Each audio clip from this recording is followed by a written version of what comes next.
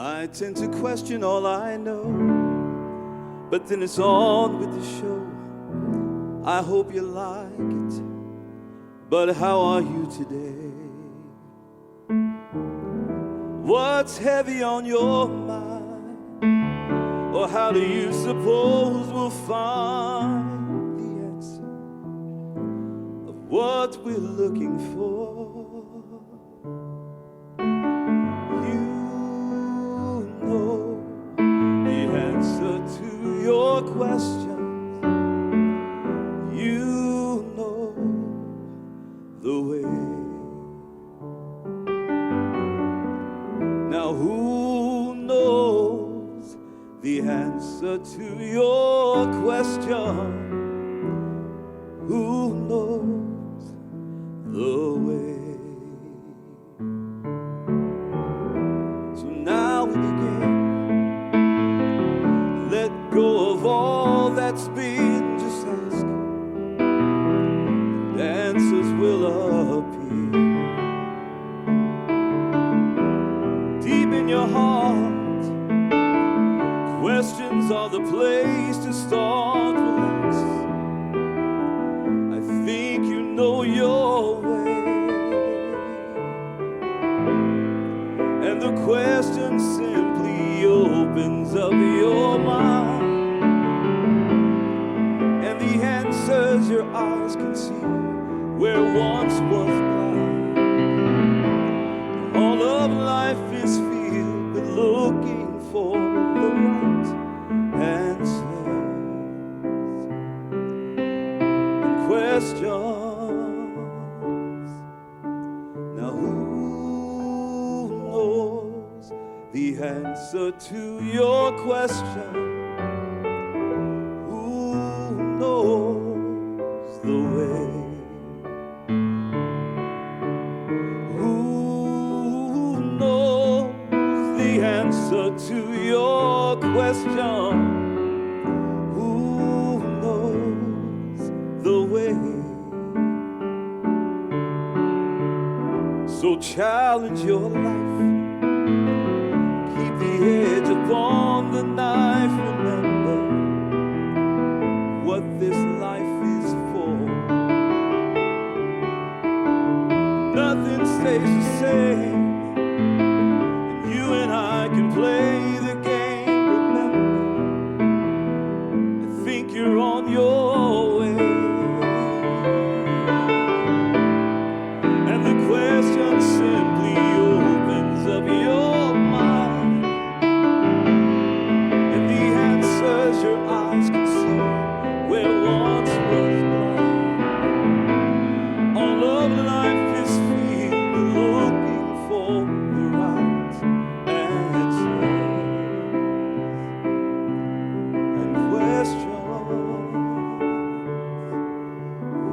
Who knows the answer to your question? Who knows the way? Now who knows the answer to your question? Who knows the way? You know the way.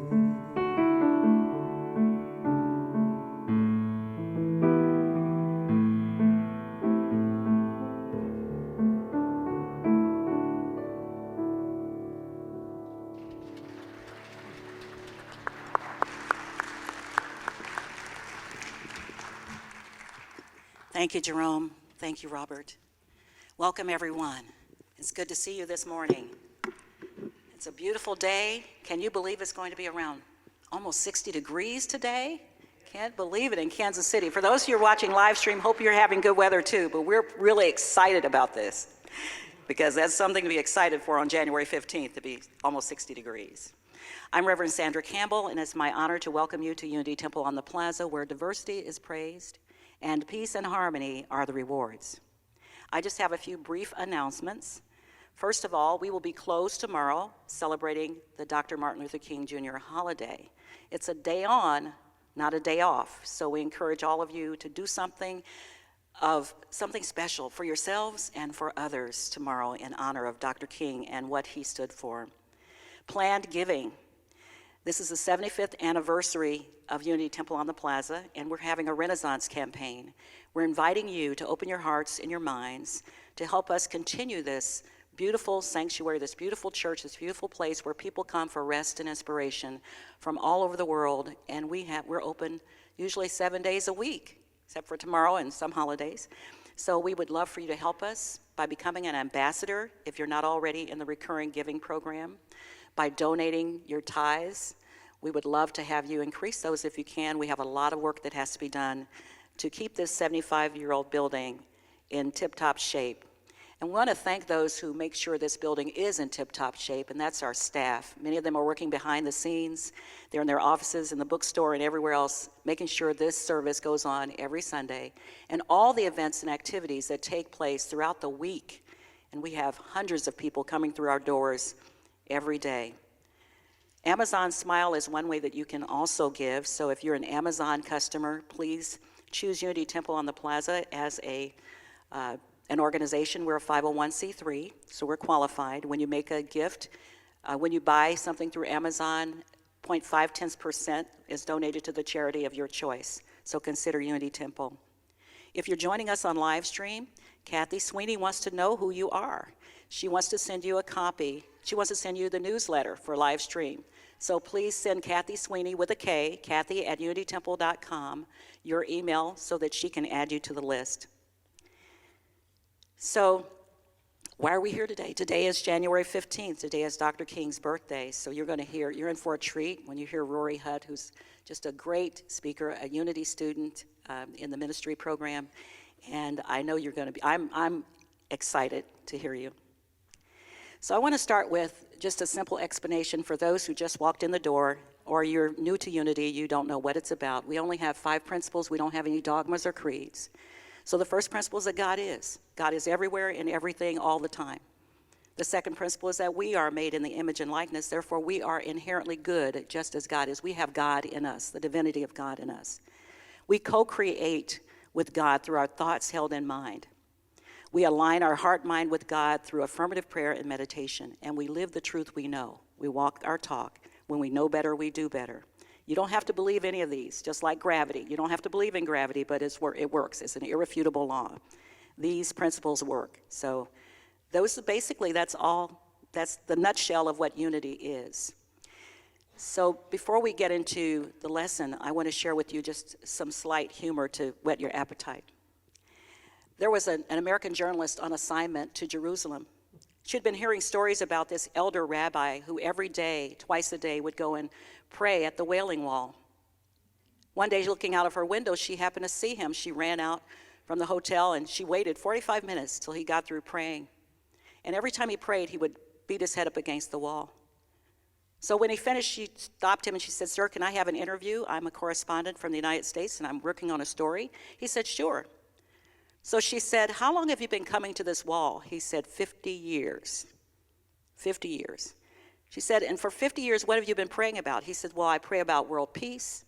I pray that our children would grow up with no hatred and all love. I pray that hatred will stop and that our future generations will grow up in a safe environment. They'll be wise and they'll be loving and kind." She said, "Well, how do you feel after doing this every day, twice a day, for 50 years? He said, "Like I'm talking to a wall." So it seems like that, doesn't it? The things that keep breaking out all over in our communities, in our nation, in our world, it just seems like we're talking to a wall when we talk about peace. So today, the daily word is world peace. Perfect for the Dr. Martin Luther King birthday. So this is the first issue of the Daily Word. The first publication of Unity was issued in 1924, so it's 99 years old. It's published today in several languages and read and listened to. You can get an app and even listen to it on your phone or your computer. World peace. I rest my heart in the peace of God. Around the world, so many souls are joining me in my prayer for peace. While the news may give more attention to points of conflict, there is a striving and yearning in the human heart for peace. My prayer supports that desire and strengthens the bonds of love that lead to greater harmony. I begin my affirmation of world peace with a soft and open heart. I am comforted as I realize the advances of the world's people have made over the generations to live together harmoniously. I make an effort to live a more peaceful life and bridge the gaps of understanding between myself and those around me. I focus my attention upon our shared desire, a peaceful world of cooperation and goodwill. This is my heartfelt prayer. The scripture with today's daily word from the textbook we call the Bible is from the book of Isaiah, the 26th chapter, the 3rd verse. Those of steadfast mind you keep in peace because they trust you. So we begin our service with the temple chimes, the peace prayer, and the call to inspiration.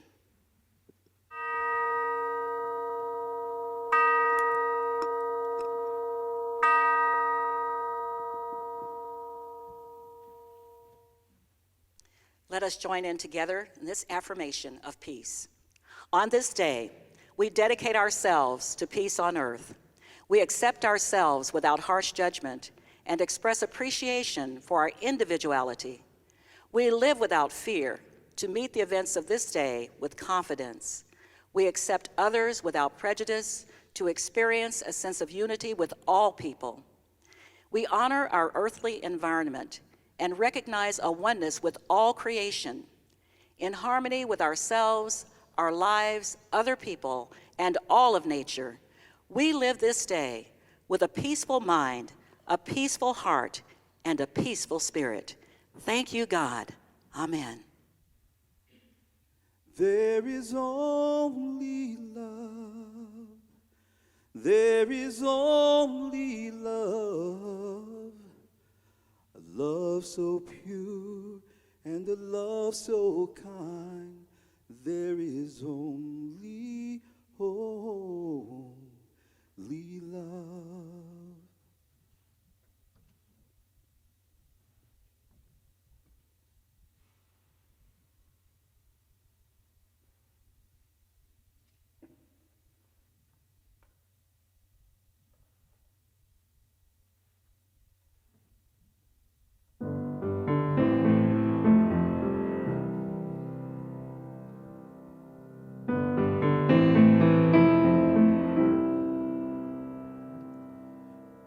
Take away the melodies.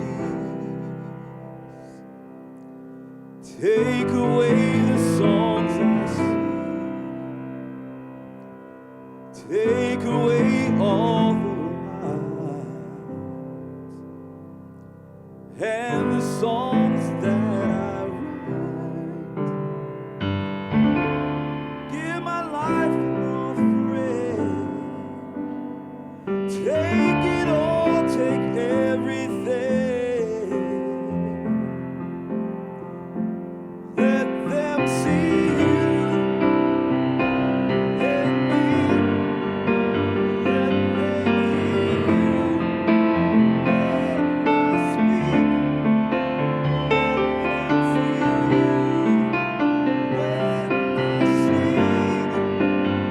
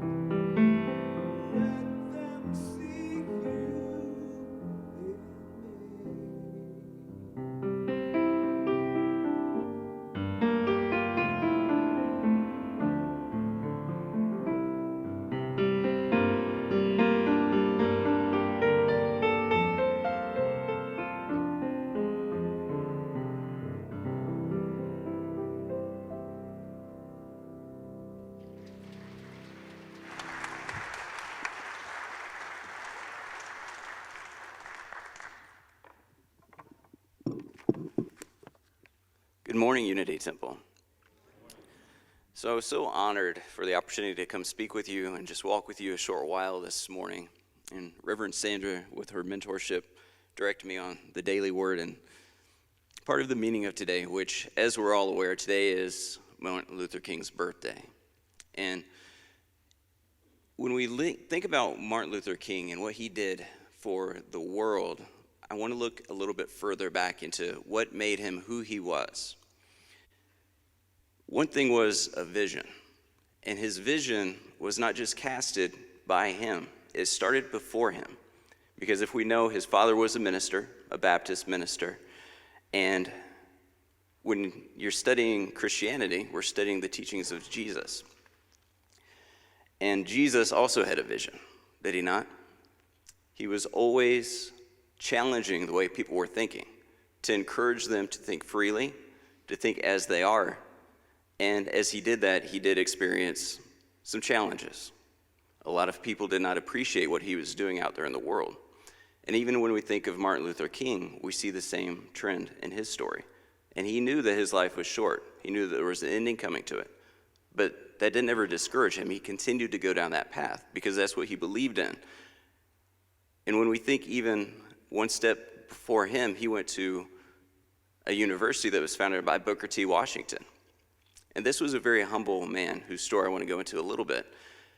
And there's a story about when he was walking down the street one day, there was a wealthy woman who was in her house, a wealthy white woman, and she just thought he was just an average man walking down the street, and she needed some wood chopped. So she said, "Hey, you, come over here, chop this wood." And so he takes off his jacket, and he starts cutting this wood and puts back on his jacket and goes on his way. And then the servant of this woman goes up to her and says, "Do you realize who that was?" And the woman's like, "No, I have no idea who that was." She said, "That's Booker T. Washington, the famous man who started up the college down the street." And so this woman said, "Send for him." And rumor has it that this woman, after that experience, donated thousands of dollars to this college. And as we look at these individuals who had casted this vision, we look at our own lives and say, how did this apply to us? Because it was a compound effect. If any of these individuals had not followed their purpose, followed their vision, shared that vision, then what happened when Martin Luther King was affecting so many lives may have never happened. And how does this apply to us? We don't know who's coming behind us right now, who's going to witness what we're doing, how we're living our lives. That might be the element that helps them in their calling, in their passion. A quote by Dr.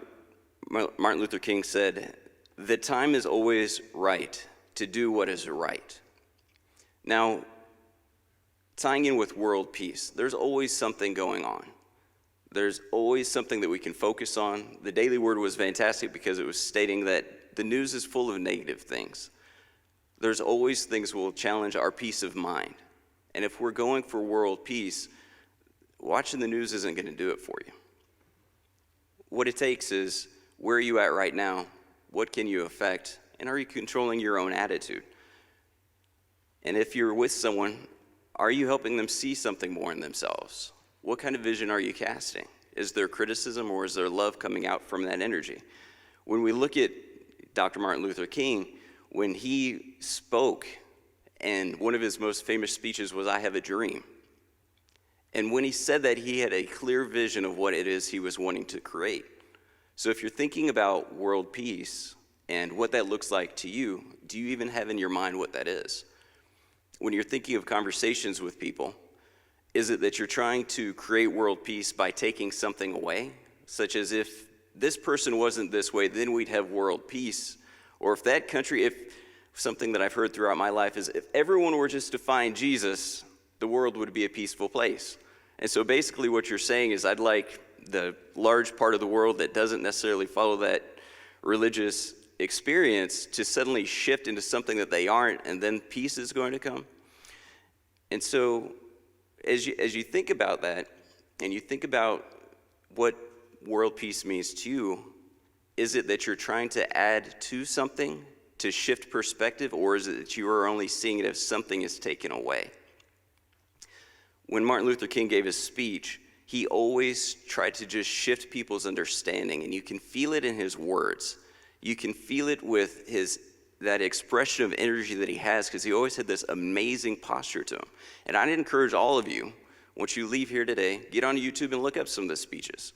You have the most popular speech, which was, I Have a Dream. But there's so many other ones out there that you can just listen to just to kind of feel the energy. It doesn't matter where you set it on your beliefs with everything that has happened, because some people don't believe in Martin Luther King's birthday, the celebration, or taking a day off. They say, well, if you're taking a day off for him, why don't you take a day off for these other people?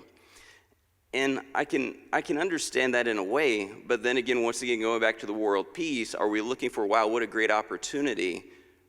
Whatever happened was incredible because he made a big difference, but how amazing is it that all of these people can still celebrate his birthday, take a day off from work? Or can I find a reason to complain and say, well, they shouldn't take that off. You know, this other person over here did this. They should have another holiday for that. Where's your energy going? How is that serving anyone in a positive direction? So take time and explore those thoughts that you have in yourself. Another quote that he said is, human progress is neither automatic nor is it inevitable. What is that saying? It's saying it takes work to accomplish change. It's not just sitting idly, because so many people in faith and unity, if you've got principles here that are serving your life, share them. If you've found peace in your life and you see someone who's in a space, why not just say, hey, have you ever considered this? That it's a beautiful day. Some people will go outside and be like, ugh, it's so hot and cold today. Other people are like, it's going to be a beautiful afternoon. Would you like to go for a walk? It's completely up to the way that you wish to perceive that day. But other people can't even see it that way, because every day they walk outside, it's a very stressful situation to be in. And it's not that it is, it's just that no one's ever shared a different way of looking at things. And that's a gift that you have, because you do play a role. In unity, we give up our false identities to express more of that Christ love. So that was expressed in the first two principles, which is that God is love and that I am an expression of that love. Are you carrying that with you everywhere that you go? And what do we have to give up in order to find that within ourselves? Because often we have an identity that we've tried to create based off of circumstances, based off of our parents, based off of the community in which we live, that have created an identity that doesn't really feel like us. And here we've created a space, or the founders of Unity, the co-founders, and everyone who continues to show up here is normally searching for some new understanding in their own life, their own place to discover their truth. And are you willing to help create that space? And that's your presence, that's that community. What are your habits? What are you doing on a daily basis? Are you practicing love? Are you practicing sharing happiness? The thought patterns. Sometimes we have thought patterns that don't serve us. And as we're thinking about world peace, the way that you think matters an extreme amount, because you affect everyone around you. And I'm going to go through an exercise with you here in just a moment to cover that. It isn't always easy. We fought hard to create the image that we have right now, whether it be a parent, whether it be, a business person.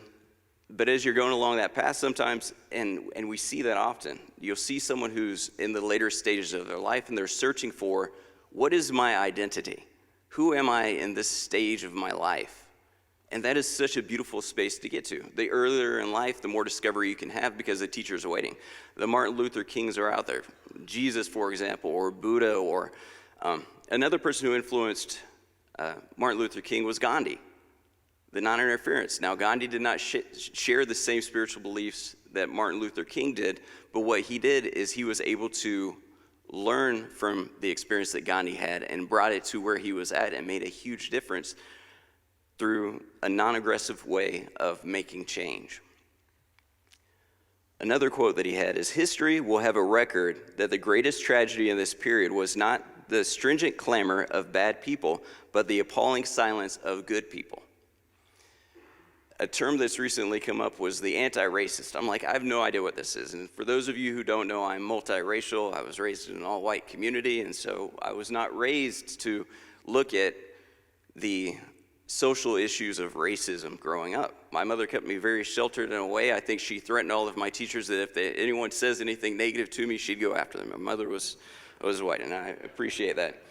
And so as time, but in that experience, I've been places where they're like, we're really being oppressed over here. And I'm like, this is so interesting. And then over here on the other side of the fence, people will say, well, everyone's loving. And I'm just looking at it from a completely neutral standpoint, so I don't know that gave me some sort of benefit to my life of being able to look at things completely neutral, to where people are like, yeah, everyone here is racist. I'm like, I don't see anyone racist around here unless they're being racist, and I just don't pay any attention to them because it makes no sense to me. So the mindset, the way that you're showing up in life is everything. And are you being part of the solution, or are you being part of the problem? And maybe it's not race, maybe it's political views. If Trump weren't doing this, then this would be going on. If Biden were doing this, then this wouldn't be going on. That doesn't really serve you. What can you do where you're at right now? Can you go out into the space where you're at and begin to shift to change? You see depressed people around you, and yet you're reaching 3 states away to talk about something that you have absolutely no control over, and nothing's going to change. But someone around you needs you to begin making that shift with your perspective, with the words that you're saying. Every person must decide whether to walk in the light of the created altruism or in the darkness of destructive selfishness. There's something to be said about being selfish. And as you study different spiritual practices, a lot of them say you do need to be selfish. Because if you take care of you, you can begin to take care of other people. When you're in an airplane, a good example of that is when the oxygen masks deploy, who do they say put it on first? Yourself. Because if you don't take care of you, you can't take care of anyone else. But often in life, where people start to lose themselves, and when we're looking at Dr. Martin Luther King, I believe very strongly that he worked on his own spiritual understanding through his Christian practices before he went out there. Because if you could tell something in his journey, it's that conviction. So even nurturing yourself in a spiritual sense. So I'm not saying that you have to just look out for you, but I'm saying find out who you are so that you've got a strength in which you can function out there in the world. Because if all you're trying to do is spend your time taking care of everyone else and you're a mess right now, you're not going to be able to affect them as deeply as you need to. So it's important that you spend a little bit of time on yourself, but at the same time, focusing on that bigger purpose of why am I doing this? Why was I placed here? And that will begin to continue a process of shift and change, that your story might be told as what added up to this person doing this was this one person whose name I do not even know, but because they showed up in their life, it began the process of change. So it begins with you. What moves you? What element in the environment brings you here? So in unity, what is it that brought you here? Because there's something in your journey that brought you to a space like this.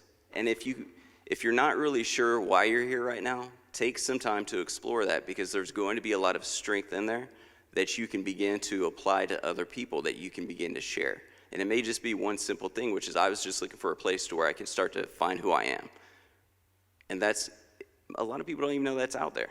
They think because I was raised in this particular way, it's the way it's got to be, even in racism. Because there's a lot of people that, even in the time of Hitler's, there's a lot of stories about people who are Nazis that they found themselves in a position, but that was not who they were.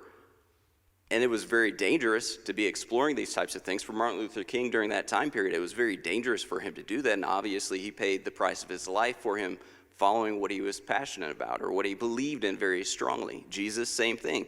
It was very dangerous him to be challenging people's belief system in the way that the world was functioning. And ultimately, he paid with his life. Now, I'm not saying you're going to have to do something that extreme, but are you even willing to stand on the ground that you sincerely believe is right for you? In the space of world peace, is that are you willing to stand up for what you believe in that the world should be experiencing? So MLK was a vision caster, and going back to the videos, and just watch him, just feel that energy that's out there and see the way that people respond to him.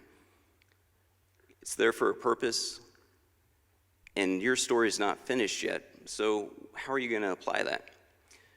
Jesus, the authors of the Bible, other spiritual teachers, Buddha, the person out on the street, the person with the street sign, all of these people are there to teach you. If you ever get a chance, go by a nursing home. There's a lot that have volunteer programs where you can just go by and you'll find so many people who just need a little bit of vision cast in their life. That this is not it, that I've lived my entire life, I've had my family, I've had my kids, but no one's come to see me for months.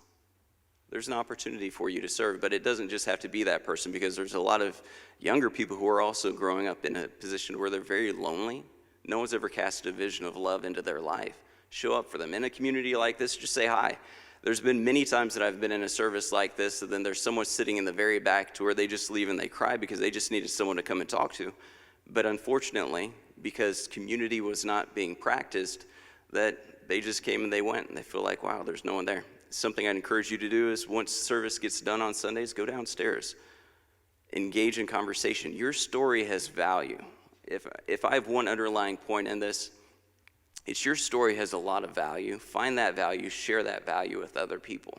And in the combination of other ideas and other people, then change begins to come. It gives other people empowerment. And it may not just be who you're speaking to, it may be someone who overhears the conversation that you're having. And then as they go out into the world, because of that one moment, now things begin to look a little bit better. Now they've got a new form of optimism. Something that Lowell Fillmore said, that if you have a sick friend, you do not condemn her for her sickness, but you try to encourage her, and through encouragement and cheerful thoughts, she thus gets well quickly. So if you think about that in terms of conversation out there in the world, are you condemning people, saying this should not be this particular way? Or are you saying it should be this way? Are you moving towards something or away from something? Are you condemning them, even though they committed an act which we all feel in our heart of hearts would be terrible? Are we condemning them? Or are we expressing love and saying, this person is sick, I want to express love towards them? And this is the compounding effect of how are we going to get to world peace. It's not going to happen overnight. It starts with yourself. So I want you to visualize for a moment that you're in a hostile state. Life right now, it's not been the kindest to you. Someone stepped on your toe. Someone ran over your flowers. And you come in this place, a little bit of hostility, thinking, today's going to be a terrible day. And then you look at your neighbor, and they have that same attitude. But then you go, zoom out a little bit further, your entire city is that way. Ugh, things are bad around here. Things stink.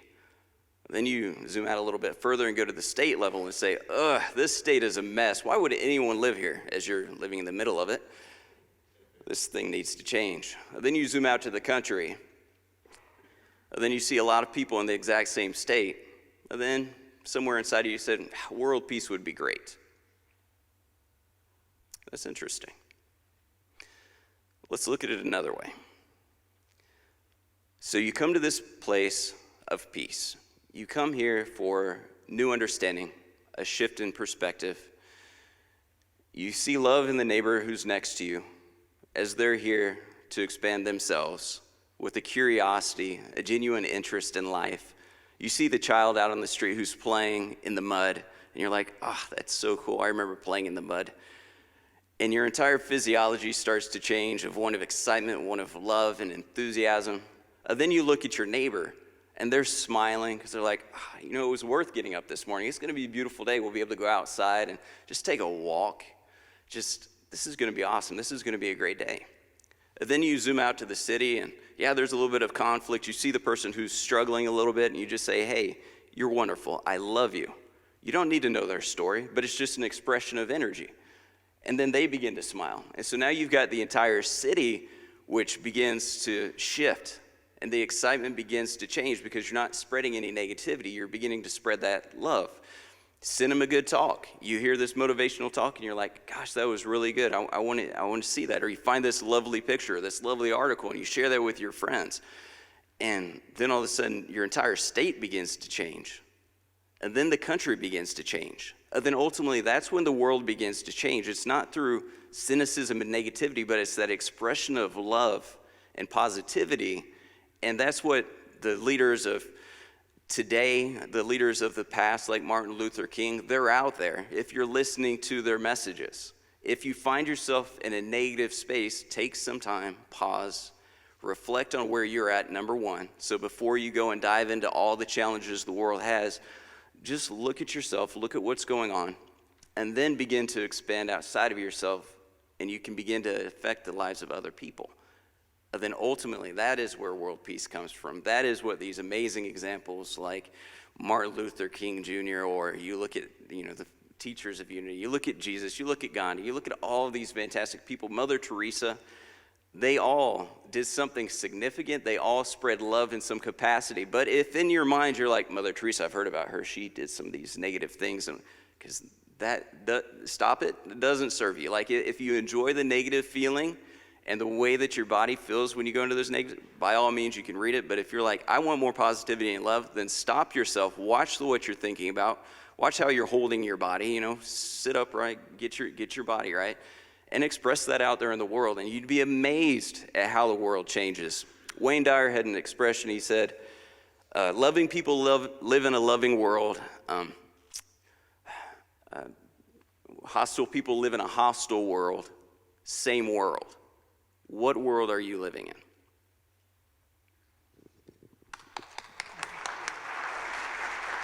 Great job. Thank you, Rory. Outstanding. Thank you. You've given us a lot of food for thought, a lot that we need to work on. If we're going to create a just and peaceful world, it begins with us. So it's no secret that we start our service with the peace prayer, and we end it with the peace song. And hopefully we take that with us when we go home. It just doesn't stop here. That's important. So thank you for that message. Powerful. Thank you. We now begin a time when we can take this, all of this that we've heard, Rory gave us a lot of food for thought, into our own consciousness. It's a time when we can contemplate what is ours to do. How do we turn our mess into our message and our test into our testimony? How do we change the world, one person at a time? So we begin this time. Turn within. Listen to Spirit as Jerome and Robert lead us into this time of meditation.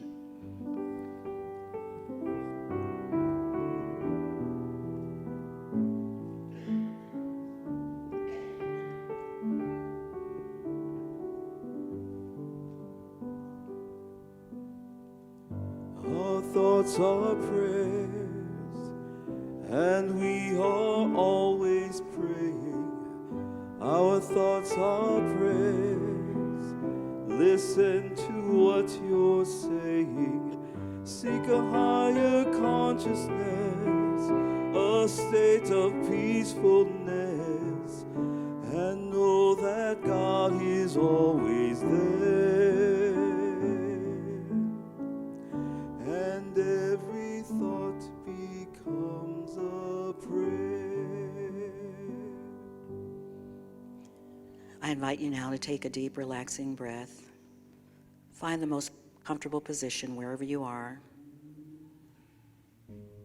As you inhale slowly and deeply, think the word peace. And hold that for a brief second, and then as you slowly release that breath, think the word peace.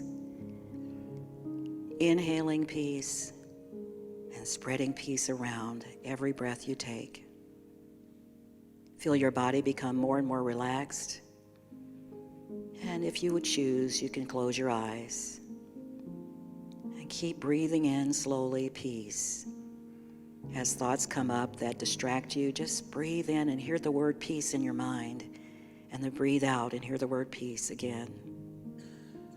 Until you refocus your attention on this present moment. Peace within, peace without.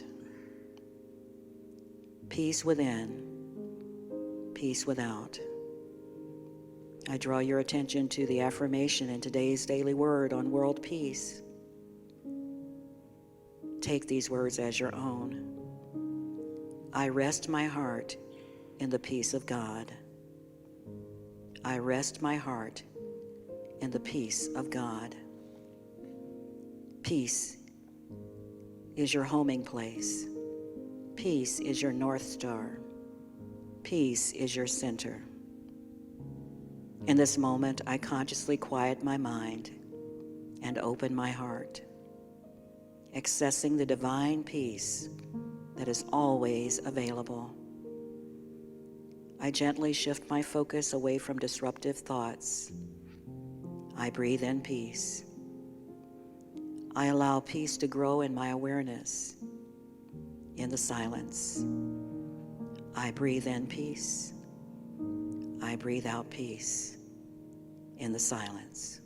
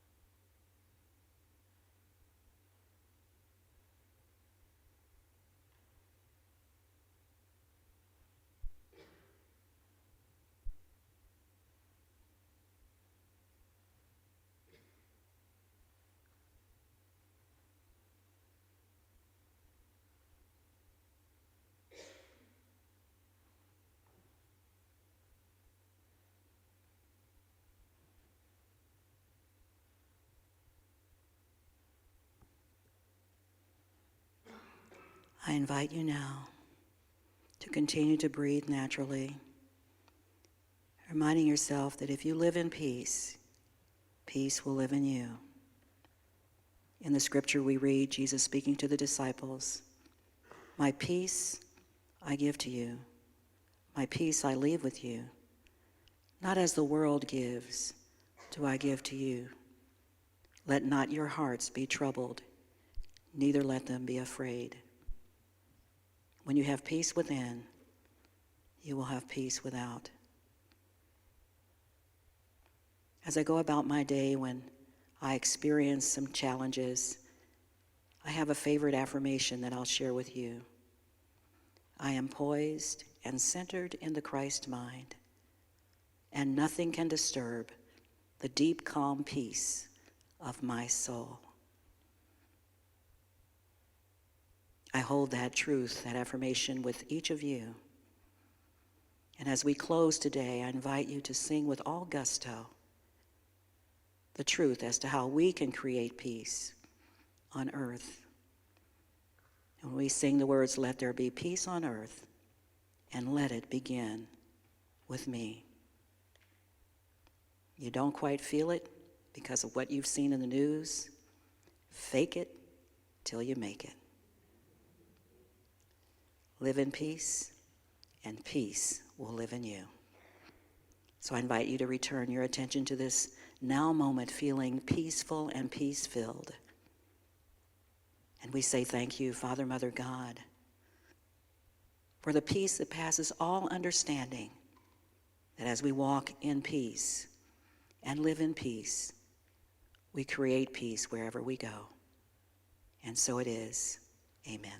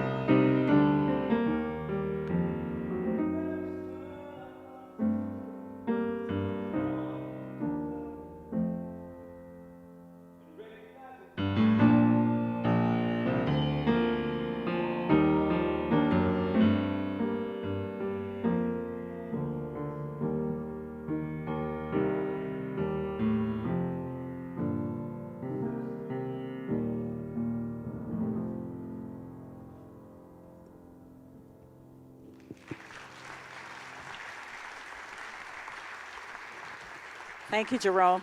Thank you, Robert. I forgot to ask you to, well, our ushers were so on point, and I wasn't. So I want to bless the offering now. So I want us to join together in our hearts and minds, and those who are watching live stream. If you haven't already, put your finger on the donate button and build up this temple. So let us do that, and we will affirm the offering blessing together in your hearts and in your minds. Divine love, through me, blesses and multiplies all that I give and all that I receive. And I did have a slide, I think, for our gratitude blessing. I want us to join together in this gratitude blessing. Together, I am grateful for the good that surrounds me. I bless the divine flow of abundance to and through my life. Everything I need comes to me with ease, grace, and joy. In return, I give to others, sharing freely the blessings of good that come my way. I am blessed and prospered. Tomorrow is a day on, not a day off. Let's see what we can give. Dr. King said, anybody can be great because anybody can serve. You don't have to have a college degree to serve. You don't have to make your subject and verb agree to serve. All you need is a heart full of grace, a soul generated by love. That's all it takes. And we've got that right here at Unity Temple. So let's express that as we go forward the remainder of this week. Scripture tells us that as we give, we receive. So whatever your needs are already fulfilled. Those blessings are already coming to you. And we thank you for your donations. We thank you for your giving. We thank you for all that you are and all that you do. And we bless you in the name and through the nature of Jesus the Christ. You have another song? You have a song? You're not going to grace us with another song? Okay. We will now we'll now begin to bring our service to a close.